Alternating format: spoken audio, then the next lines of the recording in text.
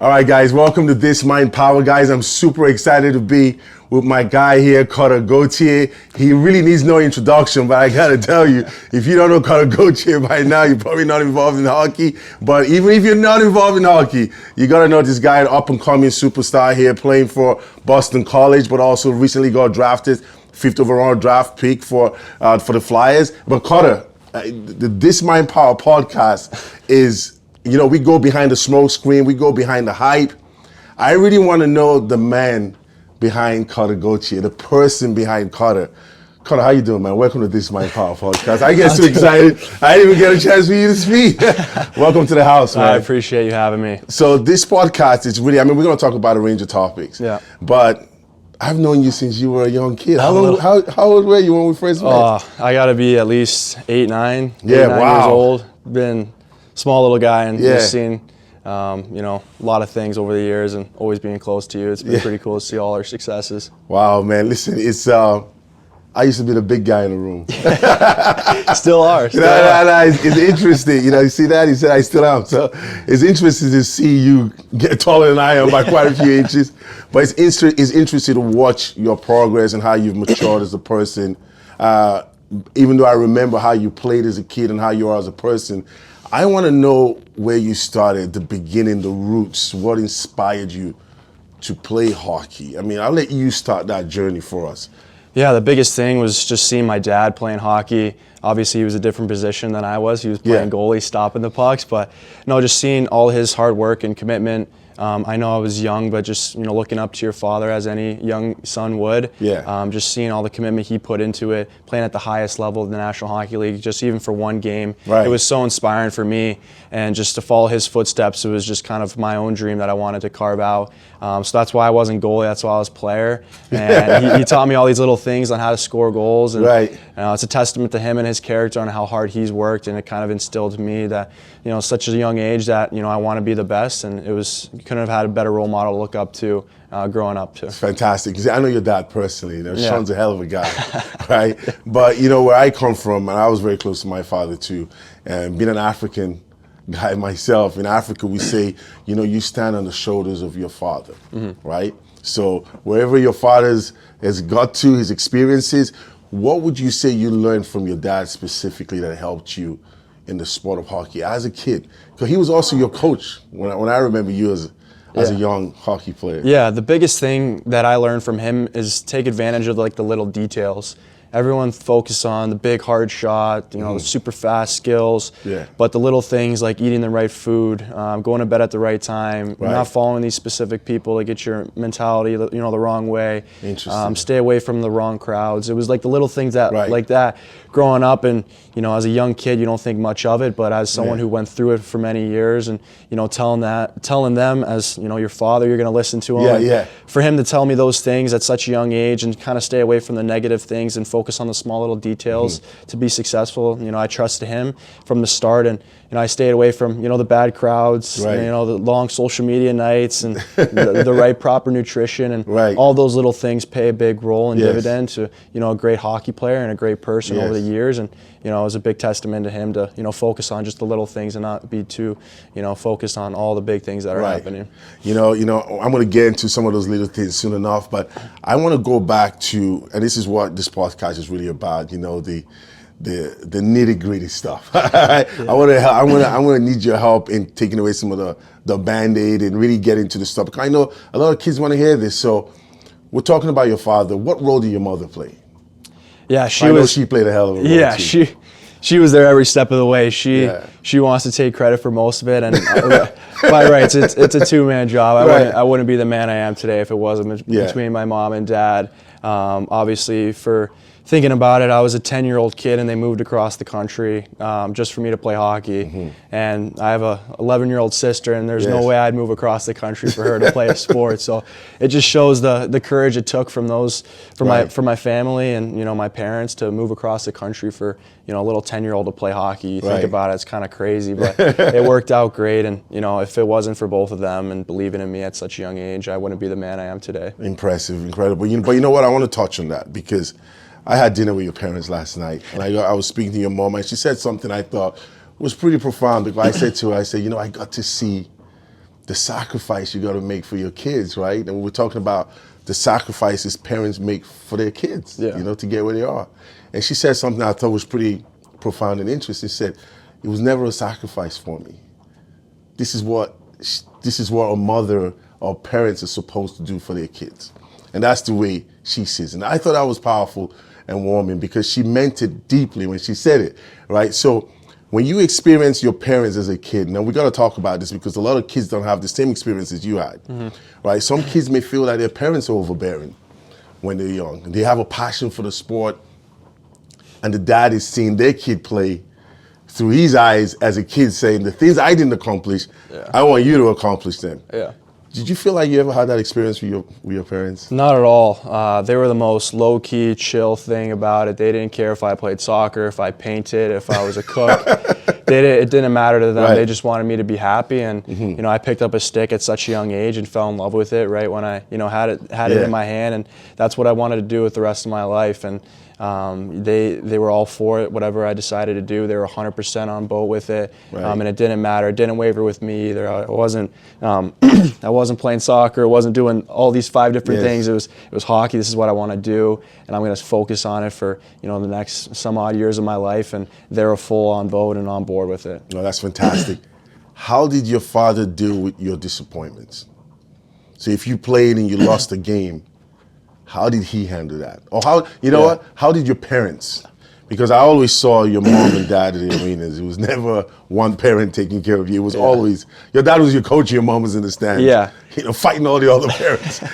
No, I think the biggest thing with that was my dad and I would have long talks. Okay. The drive to games was usually anywhere from 30 to 45 minutes, and it was always my dad driving me. Right. And we'd always have a long conversation and talk about little details that I have to work on in the game because he sees it through a coach's perspective and also as a player perspective. And he was a goalie, so he saw everything at once. So he kind of gets the game a little bit faster than most. So it was kind of cool hearing from him just the small little details that I need to focus on from a young age, and it wasn't too demanding at all. He knew how good I was, and I think he believed more in me than I did in myself at the time. Wow. So he knew that I had so much more left in the tank when I was a younger kid, and he just was bringing it out of me. And so you saw that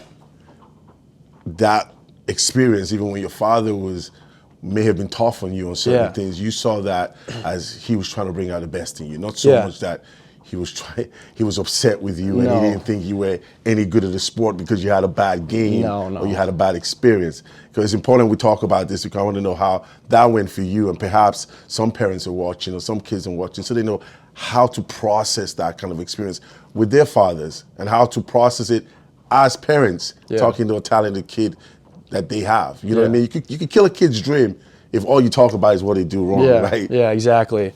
And I mean, talking about my mom too, she was always happy, always excited, never like a mean cell in her body. Whenever I see her after a good or bad game, she, lots of love, lots of energy. And it was just great to see because, it's at the end of the day, it's not all about hockey. It's about the people you love and, the relationships you build over the course of your time. And it's just always nice to see, whether it's a good or bad game, your mom jumping up and down, so excited just to see you and not care about the game. And but it was great. My dad, after every single game, we'd talk 30, 40 minutes after the long car drive. And he would just tell me little things that I need to work on. This is after a bad game. This is after a bad game or a good game.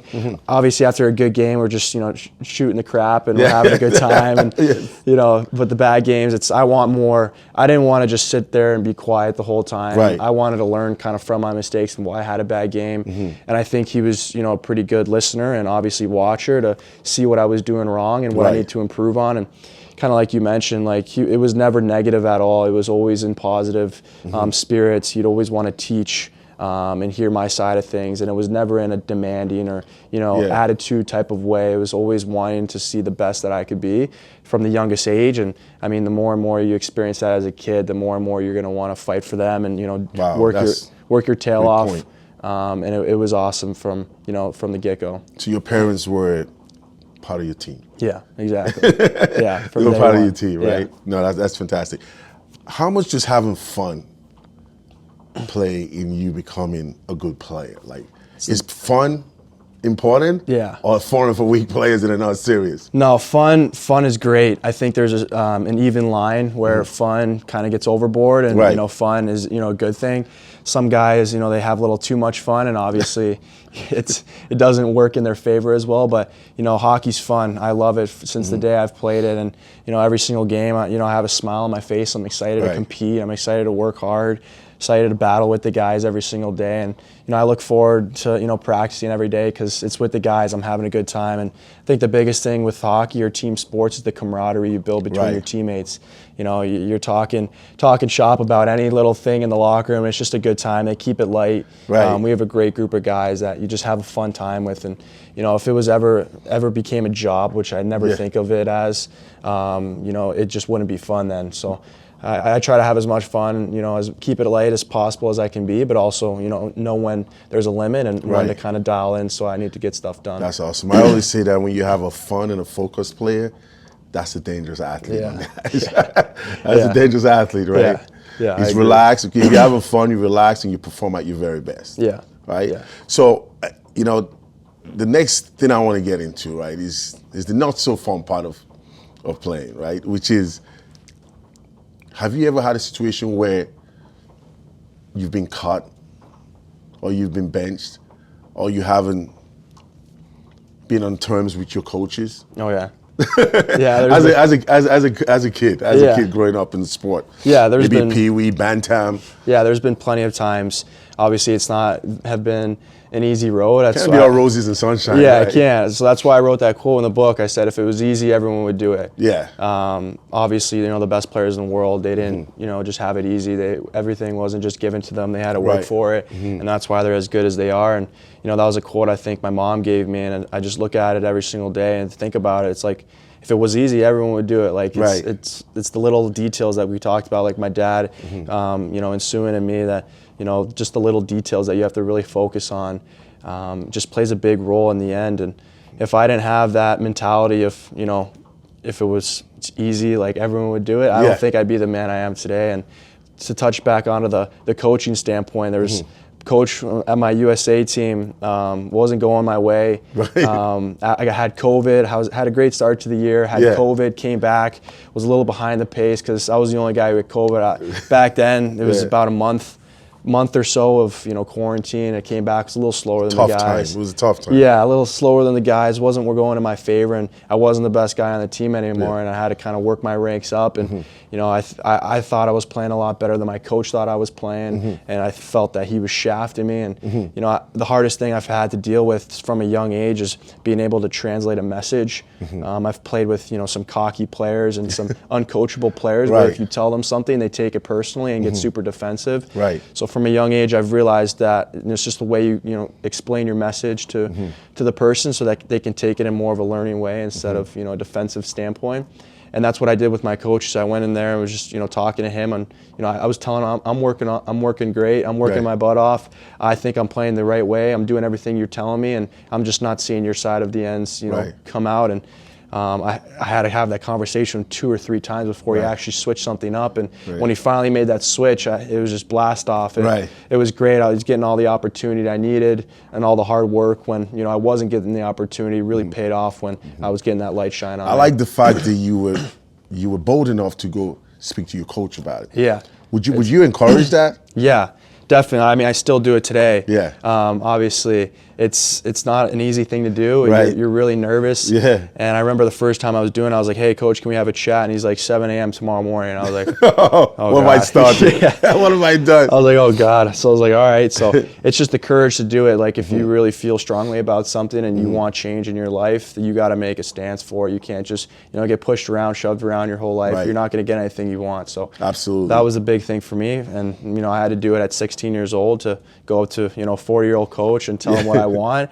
And, you know, it worked out great. I'm curious, how was your coach respond to that at the time? Yeah, I think his first response was like, you have these 3 things you need to do, and if you don't do these 3 things, I'm not going to get you what you want. So I think the 3 things was, you know, using my body more, shooting the puck more, being more physical. So those were the 3 things I was thinking about all the time, every single game. I was trying to do those 3 things every single shift to work on. And, you know, week after week, I was getting better and better. And, you know, I came into his office and I'm like, hey, what's going on? Like, I'm doing everything you've asked of me and more. Like, I'm playing low line minutes and I'm still producing as much as the top guys. Like, I'm going to need a little slack. Like, you know, give me some more minutes. And he's like, you know, I still want you to do these 3 things. And I'm like, come on, man. Like, all right. And I'm like, all right, that's fine. And I go back to work and, you know, was able to, you know, compete and, you know, go through those, you know, next couple of weeks and work hard again. And then I came up to him again. I was like, hey, listen, like, you know, points and stats don't lie. Like, it's time for you to, you know, hold up your end of the bargain. And he finally did. And I was promoted to the first line. And, you know, that first line was 3rd, 5th, and 23rd overall picks. And it was pretty cool how it all, you know, played out from being 16 to, you know, getting drafted even until now. All is well that ends well, right? Exactly. Exactly. So I like the fact that you stood up for yourself. You spoke to the coach, and you were informed that you had something to execute on. Right? Yeah. If you don't speak up, you will know what you need to execute. I was talking to your agent, right? Yeah. Kirk yesterday. Yeah. And he said something that I thought is worth bringing up. He said, we were talking about a situation, and he said, you know, tone and delivery. You heard us laughing about that, right? Yeah. Tone and delivery is very important, right? Yeah. And I feel as though, even from a coach's perspective, the best of coaches that I met, even the toughest coaches, they also respect the opportunity to use the right tone and the right delivery to get what they want from the athlete. You know what I mean? Some athletes just want to be noticed, just want to be seen, just want to be respected, but you have to earn that. They can't do that for everybody if nobody's stepping up. Exactly. But if you're able to stand up for yourself and do the work that they ask you to do, then you're on the same page. Let me move on real quick and see the opportunity it comes from doing something wrong. I always believe that when you make a mistake as an athlete, or when you're caught up bench as an athlete, is an opportunity for you to grow as an athlete. Yeah. Because you learn something. Once you make a mistake and you figure out how to do it, you're better off than you were before the mistake. Would you agree with that? Yeah, I would agree. I mean, like you said, it's not all sunshines and roses. Like when you make a mistake, it really gets you to think that, you know, what can I do to improve myself? Like, you know, for example, like we just lost that game on Monday. It was a big game. We lost. But if we were to win that game and then go on and, you know, play in the national championship and lose, like, there's no adversity. I think that's another word I could use to describe it. Is if a player doesn't go through an adversity, they can't handle tough situations. That's right. And I feel like the more adversity a player can go through, the harder worker he becomes, and the better man he becomes out of it, because he's learning, the do's and the don'ts. Whereas someone who's getting an easy road, they don't really, get that explained to them or kind of realize it themselves. That there's going to be some bumps and bruises along the road, but it's the man you are to go through those times and really hanker down on your circle that you have of people that you can connect to, and just what you need to do to get out of that slump or get out of those down times, become the person and player that you are. That clearly is shown in the way you are right now, and we'll jump into more details about that soon. But if I was to ask you, what is your relationship with fear? Because nobody wakes up and says, I want adversity. But from the adversity, they grow. But a lot of people are scared of that. Some people are broken, and some people break records because of the adversity. You know what I mean? It appears that if we looked at your body of work and how you've grown as an athlete, you just keep breaking records and keep growing.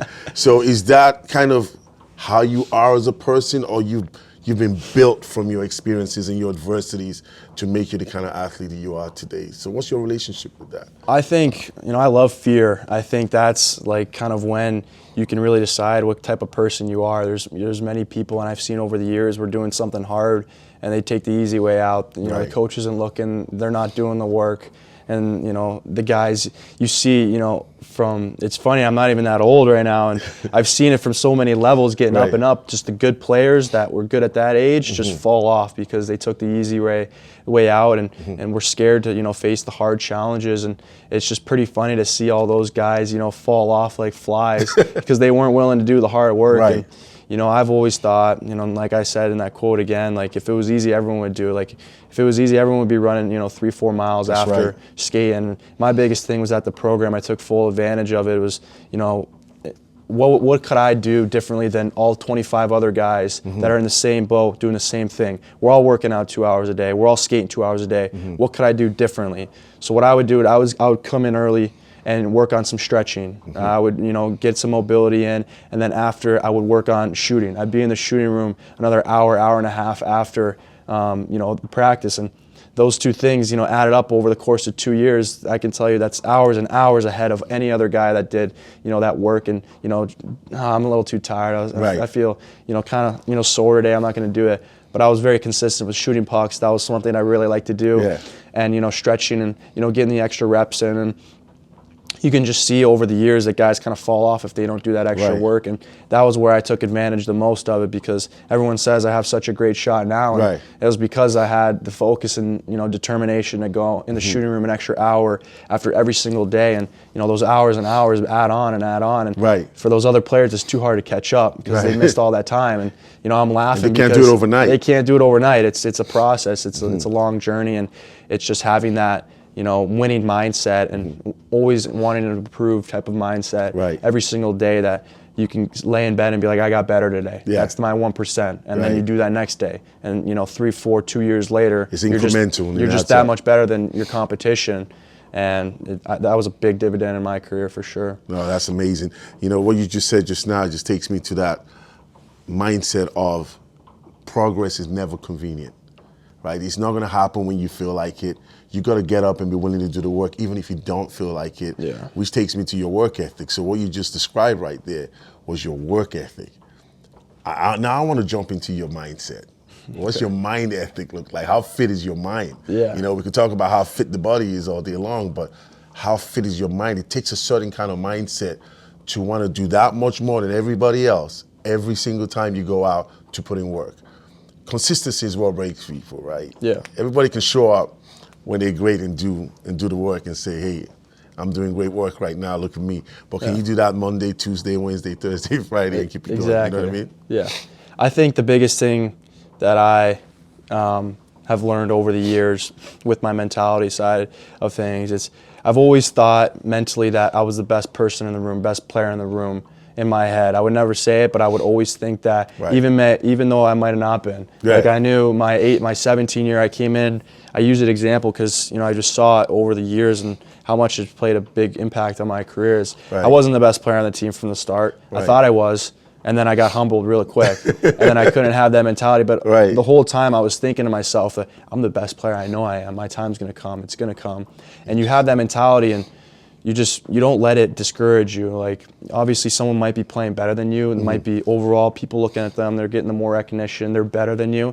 But in the back of my head, I always knew I was the best, and I always had that mentality with me every single day. And that's what I keep telling myself today. Like, I'm the best player on this team. I'm going to be the best player in the NHL. I'm going to be in the Hall of Fame. These are things like I tell myself consistently in my head. And I think that's the biggest thing for young athletes. If they can try and program a specific way they talk to themselves, like self-talk is a big huge thing, because what you think is what you are. And if you keep telling yourself that you're not worth it or you're not anything, it's only going to portray in what your actions are every single day. And if you have the mentality that you're the best and that you can do whatever you want in life because you have the work ethic and the goals to do it, like you're just going to become what you think. And I've seen it with guys, and I've watched many podcasts and different people talk about self-talk, and it's something that I did and didn't even realize for so many years. I've always done it, and some people saying it now, it's like, oh great, like I'm going to continue to talk great about myself in my head and just know that I'm the best and I'm confident,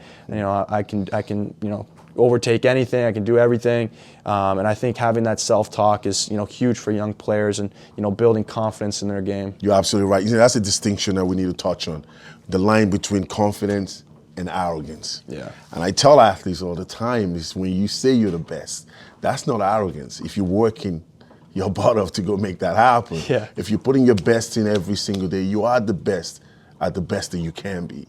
There's a distinction there, right? That needs to be embraced and say, you know what? I believe I'm the best. It's not to put you down.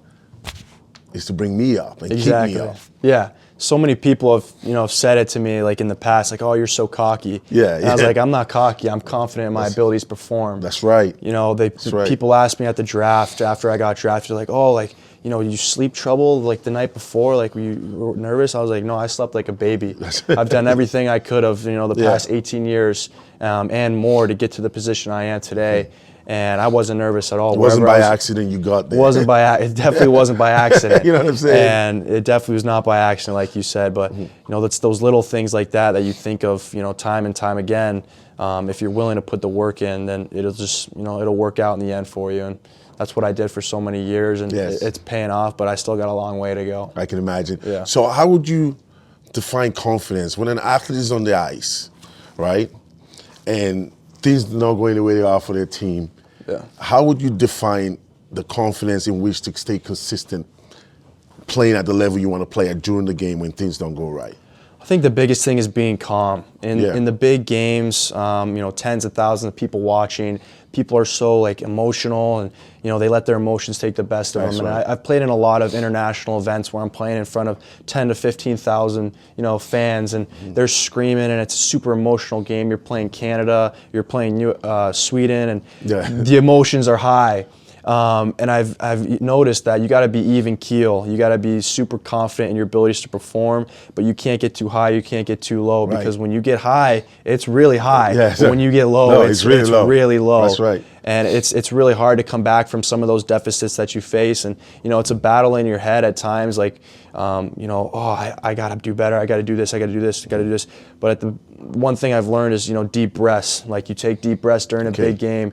If you ever see like you're watching me play a big game, my gloves are on the bench, my hands are in my hand, like holding hands like this, and I'm just sitting there. Everyone's jumping up and down, going crazy, and I'm just sitting there like this, breathing, focusing on the next shift, because I don't like to get too caught up in all the outside noise, which is great. But I like to focus on what I can control, the next shift to help the team. So you're resetting. That is your reset. Biggest thing is just taking deep breaths and resetting, and staying even keel, going through the bumps and the bruises, and also the highs and the lows. So that's a big thing for me. That's a great point. Yeah. This is something that a lot of athletes suffer from, is the way to communicate on the ice, on the field, on the court, whatever sport they play, right? Body language communication. How important is the body language? It's crucial. Like, it pisses me off more than anything when I see someone have a bad shift and they're skating to the bench like this, like moaning, bitching, and complaining. It's like, dude, you have the opportunity to play the sport you love. One play doesn't go your way. And you're showing that it's a bad look. No teams want it. Like, I've been asked by many teams about guys, like, what's up with their body language. And if NHL teams are asking me that, then obviously it's something that you don't want, to be doing. I think the biggest thing is if you show no emotion, then the opponent doesn't know like what to expect. Yes, like if you're coming to the bench and you're slamming your stick, you're getting pissed off, and they know they're in your head. They got you. Like, I'm assuming that's the way when you see your opponent showing bad body language. When you see targeting that person. Exactly. When you see someone getting pissed off, they're slamming their stick, you're skating to the bench like this, moaning, and like you got them. And like obviously, like, I'm trying to reverse roles. Like, if they ever saw me like that, they would get me. So like, I stay super even keel. Bad shift happens, I go to the bench.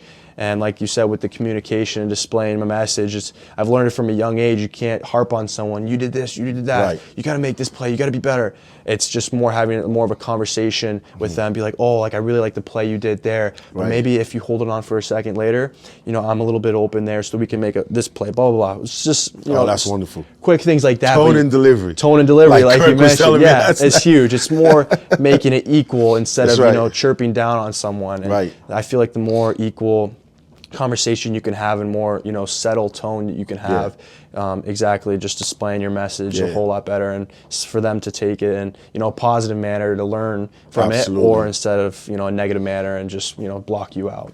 If you see the best in people, you tend to bring the best out of them. Yeah, exactly. Right? That's awesome.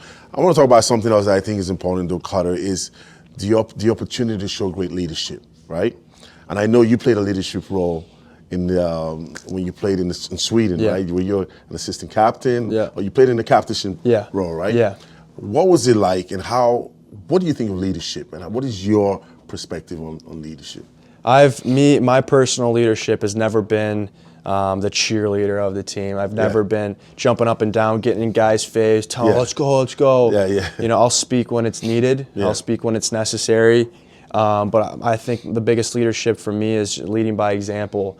You know, if I'm staying in late doing extra reps, or if I'm working super hard in practice and, you know, giving it to guys, and being competitive like that, I think that just brings the whole level and energy of everyone else up.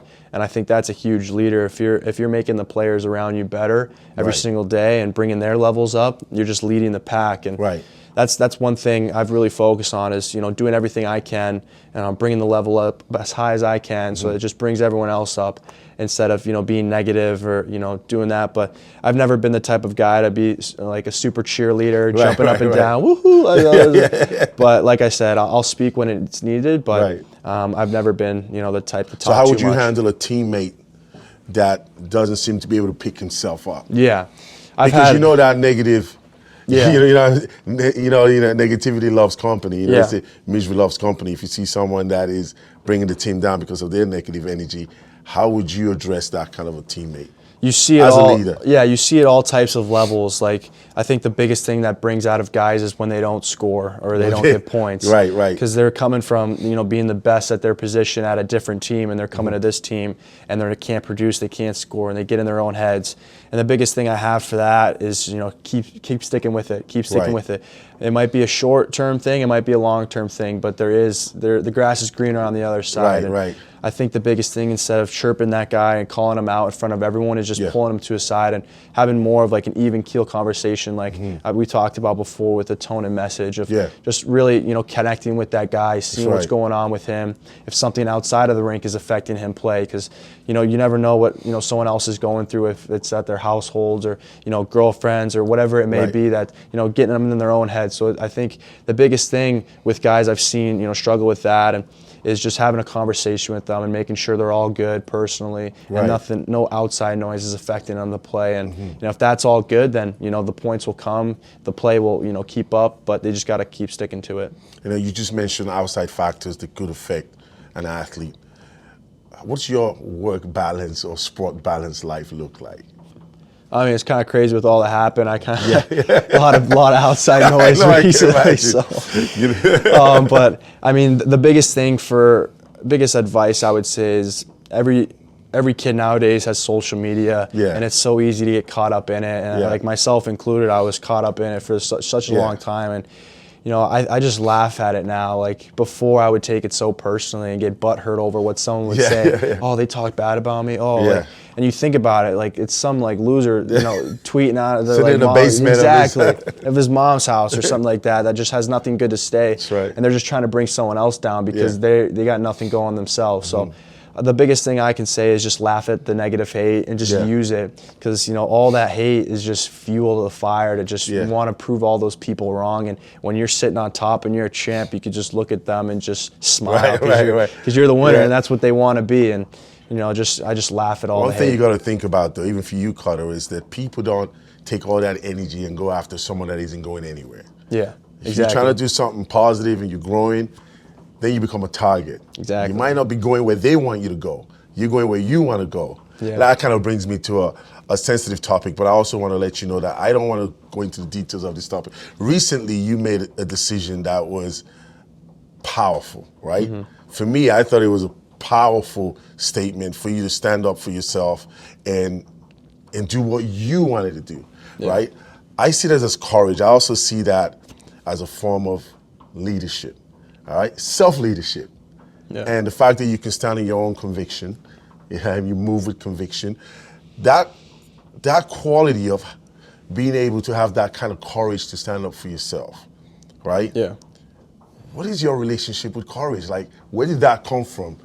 Yeah, I mean, we've talked about it before. It's, you know, like, if you're just going to be quiet, nothing's going to change. Like, you have to stand up for yourself and make a word for yourself and have a voice of your own that, you know, shows the coach, like, hey, I need more. Right. And it's just little things like that that builds more courage. And, you know, for me, I sat back down and, you know, looked at all my options, and it wasn't the right thing for me. And, you know, it was a hard decision. It was a long decision, but it was the right one for me moving forward. Right. And having the right circle of people around me was huge. And, you know, talking to them, it was best that I, you know, made the decision to, you know, ask for a trade. And, you know, that's what I did, and it all worked out. But obviously, people are going to have their own opinions on it. Yeah. Oh, this little spoiled kid, all this and that. But, I don't care what other people think. They're not going through what I'm going through. Right. I have to go through it, and I have to deal with it every single day. Right. And, it was my decision to, make this stand up and make a voice for myself that, hey,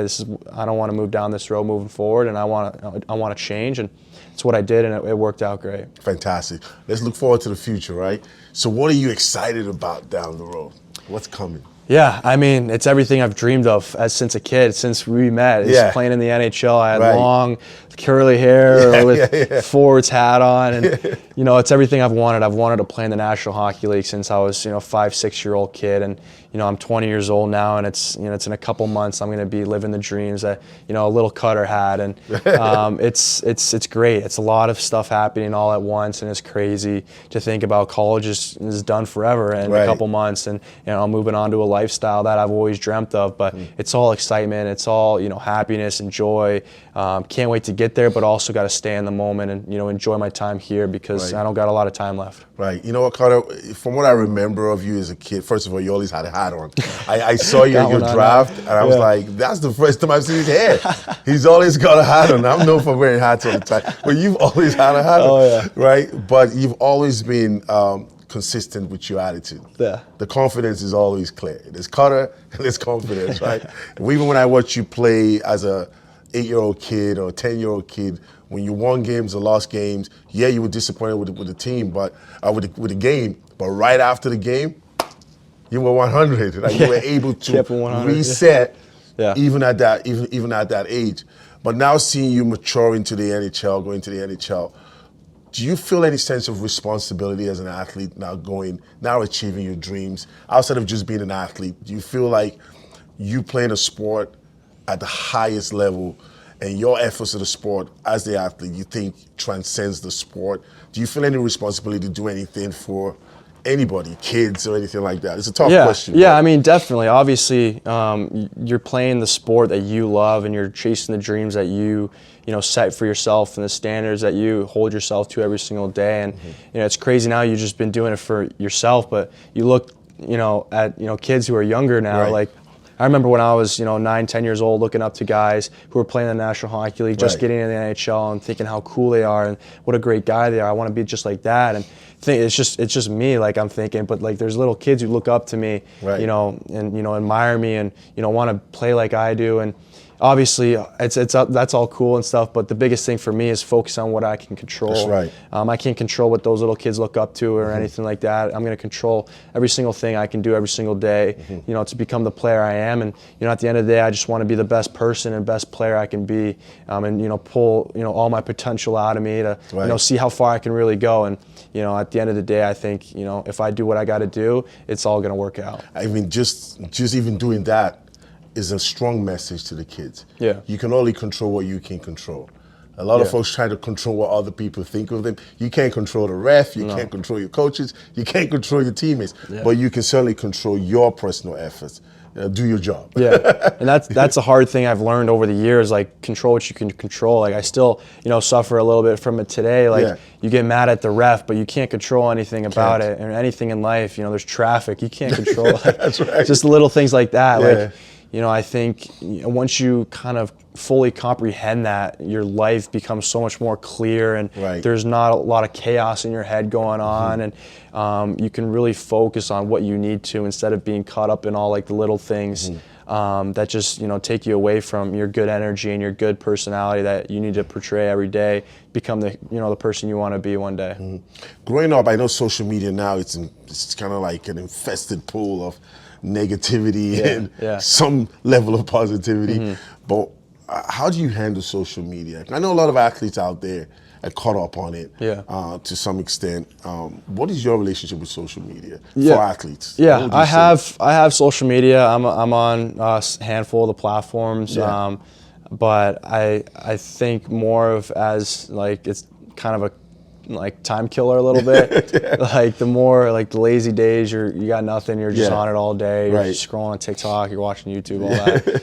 But I think the more and more you can stay away from it. I tried it this summer with my girlfriend. We tried no phone days because we were up on the lake.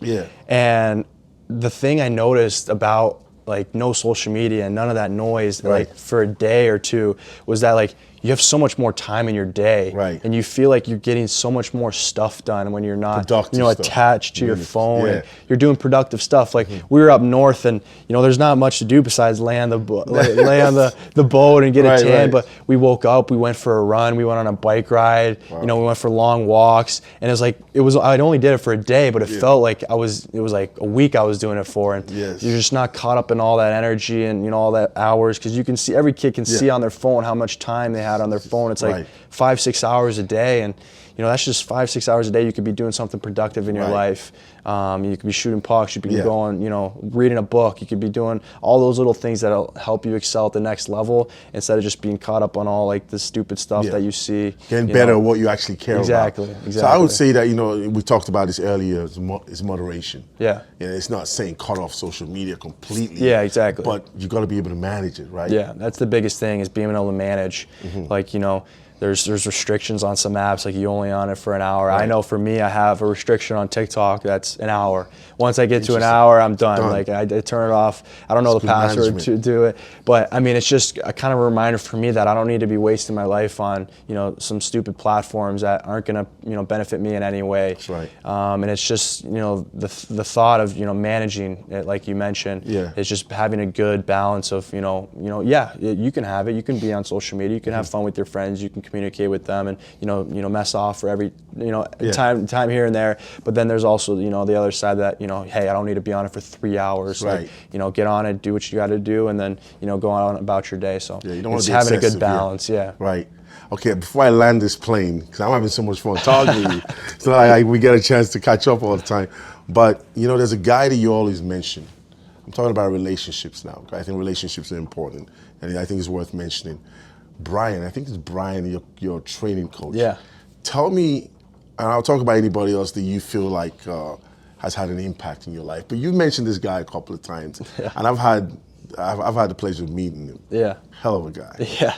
He's a great dude. Tell me about him. Yeah. It was pretty funny. The first time we met, I was playing youth hockey at CompuWare. I was 16 years old. I was 19% body fat. Just a little kid, having fun. Right. And 20 years old, 19 years old, 4% body fat. 15, where did that 15% go? The first time I met him, he just thought I was some other kid. He didn't think I was any good at hockey. Yeah. And I was like, I want to do extra. Right. He's like, okay, like whatever, you can do extra. So and time after time, I get to time, you see him, and then he realizes the player you are, and he's like, holy smokes, this guy's good, and he's got that edge that he wants to be the best. And, I've sat down with him many of times, and set goals for myself, and what I want to accomplish in the summers, and he's had since the day one, he's believed in me. Right. We've talked about sleep, we've talked about nutrition, we've talked about the right recovery, and all those things all outside of the ice that can just contribute to you being the best player you can be on the ice. And did that contribute to you being a better athlete? Big time, yeah. Like I said, I came in, I was a little chubby, 16 years old, and a couple years later, I was down in weight and higher in muscle, like everything you want to be as an athlete. I got that impression when I met him, that he cared about you as a person more than just an athlete. Yeah. He felt like he was family. Yeah, that's the biggest thing. I thought it was worth mentioning. I want to know what your relationship with him was about. Yeah, he's great. He's been great. Fantastic. I've known, Brian Galley for, about 5 years now, and he's been great since the day one. He's a brother of mine, and I could tell him anything. He's a great friend of mine as well. Fantastic. Yeah. Who do you look up to as an athlete and say, I like his style, I like his way? Is there anybody as an athlete? Sidney Crosby. Sidney Crosby, yeah. Val probably knows that one. Sidney's a kid. But just watching him, he's the best. Like everything he does, he's super professional. He has a good time. He's super focused. He's such a great player, and just watching him, he didn't make any mistakes. And it's crazy thinking about it, like of how long he's been in the National Hockey League and how big of a role model he's been for so many kids, and he's still kicking butt now. It's so cool to see the type of person and player he is, and I had the opportunity to just meet him and say hi, and my jaw dropped to the floor. I was like, oh my God.